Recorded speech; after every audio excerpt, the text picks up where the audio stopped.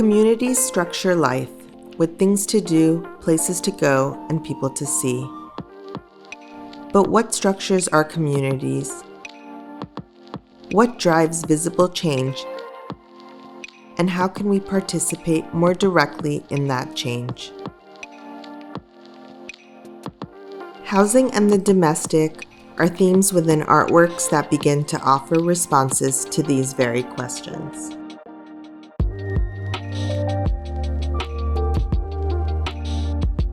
My name is Nabiha Khan Giordano. I'm a director at Weinberg Newton Gallery and curator of the exhibition Key Change. At Weinberg Newton Gallery, we partner with an inspiring nonprofit and lean on their work as a starting point for an exhibition. In Key Change, we have partnered with Mercy Housing Lakefront, who have done extremely important work in affordable housing for the past 35 years.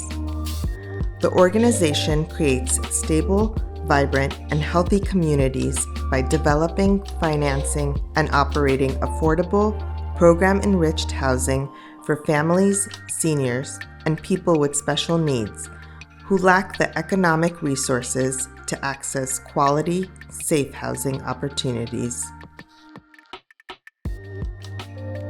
Key Change features work from Gabrielle Garland, Tonika Lewis Johnson, Maymay Jumsai, Riff Studio, and Southside Home Movie Project.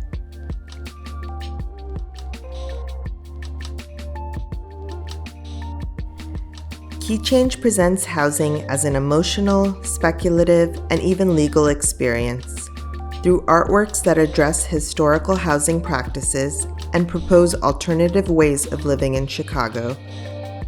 The exhibition offers a range of interpretations by contemporary artists, activists, and architects. With photographic and painted depictions of homes, the exhibition initially positions housing as a place that can be abandoned, sometimes unjustly stolen. Architectural collage demonstrates housing as a temporal exercise in which influences and precedents engage in dialogue with future spatial thinking. Silent home movies and idiosyncratic sculpture subsequently suggest that housing is a productive place in which intimate moments, lifelong memories, and nurturing meals are made and shared.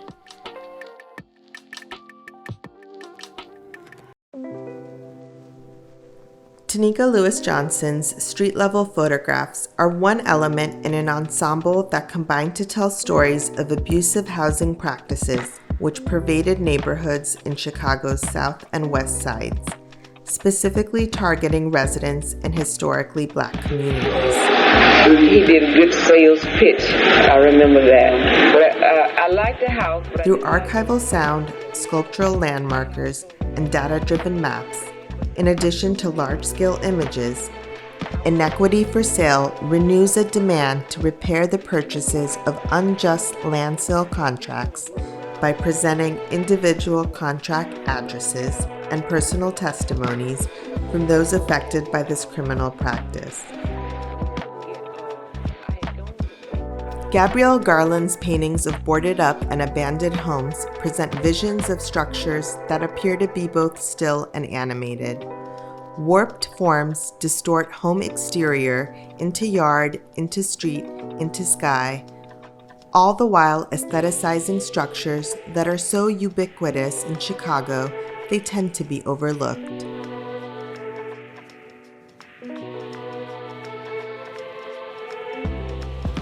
Maymay Jumsai's artistic practice encompasses both traditional media and relational artworks. For Key Change, visitors first experience the familiar smell of baking. Bread machines continuously produce loaves for consumption. Their vibrating bodies, in close proximity to one another, create a constant hum that brings the machines closer to and further away, almost always touching, almost always in contact.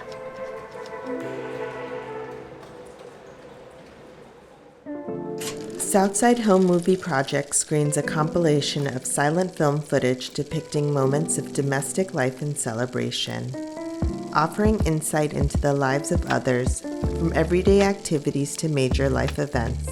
The films establish an emotional ground on which to consider home life, and all that is shared and transpires over the course of a lifetime. Riff Studio's Architecture for Reparations is an ongoing request for proposals that solicits responses to reimagine vacant land in Chicago's Bronzeville neighborhood. For Key Change, the request and proposals received to date are presented as a book that visitors can view while taking inspiration and planning their own response. Isabelle Strauss of Riff Studio presents her own response to the RFP in the form of digital collages. Drawing heavily on artistic and cultural influences, Strauss collages pre-existing imagery on top of architectural renderings to redefine spatial relationships of bodies and objects, histories and futures. These illustrations are designed by youth artists in the Weinberg Newton Gallery Teen Collective and depict 3 Mercy Housing Lakefront residences located in the vibrant communities of Austin, North Lawndale, and Roseland. Weinberg Newton Gallery Teen Collective is a 6-month visual arts program that brings together Mercy Housing Lakefront youth from across the city to engage with art and social justice.